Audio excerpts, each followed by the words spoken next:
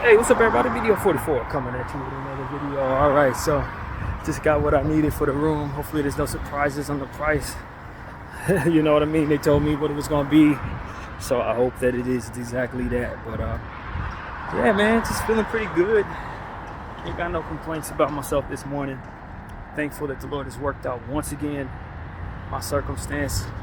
As much as I struggle with certain things, I tell you, He continues to make it so that things get better for me as I continue to put forth that faith. And I hope it does. Your faith can kind of carry you in whatever way the Lord intends to move your life. That's what I'm hopeful for. You know, I don't know how people want to pray. I pray differently than maybe you do, but that you believe in something during your most difficult times will get you through. And that's what I truly believe. I know a lot of people try to keep people away from them who think they'll pray differently. I don't believe in that. I really don't. I think that nobody really knows nothing other than what it is they believe, feel, and what are taught. And if I were taught God was something else, I would still need to apply faith in that understanding. You know, whether I believe Him to be Allah or Jesus, Buddha, however that goes. At the end of the day, it's going to take applying your understanding of something greater than to give you the strength to overcome what is greater than, basically.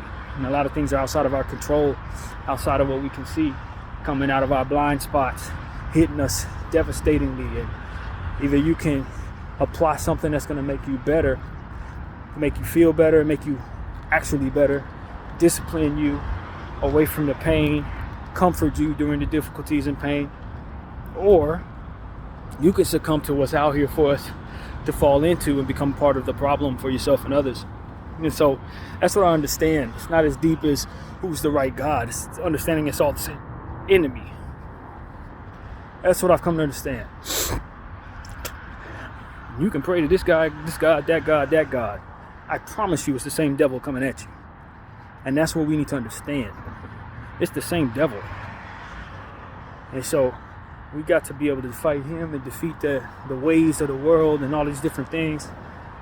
And sometimes you fall short, even the best of us, even the most staunch religious people find themselves falling short to their own devices, to their, urges, to needs of making money or whatever the heck people fall into sinfully.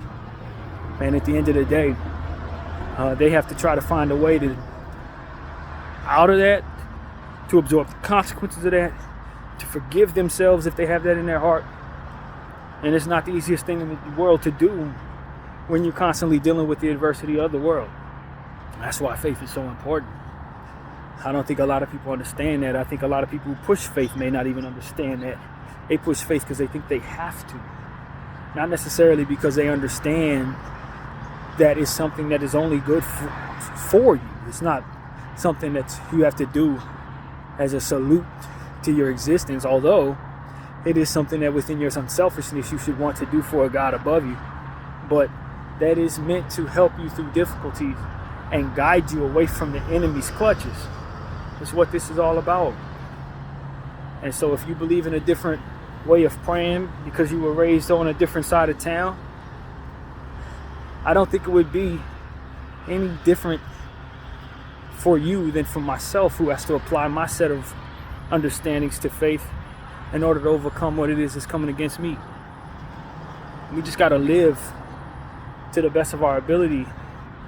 And one of the things that I know helps us through that is a belief, hello friend, a belief in a God that loves us, that is interested in teaching us what it is that He wants us to learn, and making sure, hey, that everything we do aligns with what's best for forgiving ourselves and forgiving others.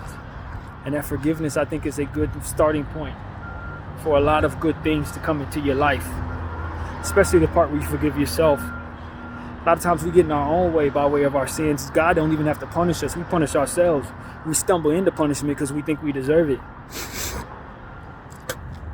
And in some cases, we may be right, but I don't think it's incumbent upon us to punish ourselves I don't think so. We got to let those things happen naturally, and we got to forgive ourselves so that we're not unnecessarily stumbling into things that are going to make us more miserable, that ultimately stumble us forward into more deservings. You can sometimes get confused about the fact that you may deserve punishment versus how much punishment you should be getting and what that punishment will do if it isn't coming from the Most High. Start doing things to yourself that only coerce you into more pain, pain that only coerces you into more sin, sin that only coerces you into more deservings. God is going to try to either teach you a lesson, coerce you away from that energy, and forgive you, because that forgiveness is not going to coerce you into more anything but appreciation for being forgiven and a desire naturally to not do what it is that ultimately is wrong for you.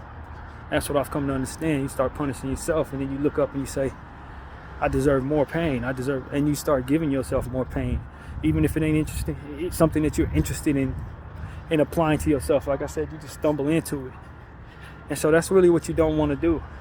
Let the Lord, quote unquote, punish you. Because with that punishment comes an understanding of who you are, an understanding of why you did what you did. He remembers things that maybe you've forgotten. He understands certain things that maybe you don't understand about your environment and your culture that may have coerced you into those spaces. He understands how much accountability you would have if you were in your right mind and not in pain. And all these different things will be incorporated into what it is that he chooses to do to bring forth that punishment. And you punish yourself, or you let the enemy, quote unquote, punish you, all you're going to do is the opposite of learning lessons. And a lot of times, what courses us into sin is pain.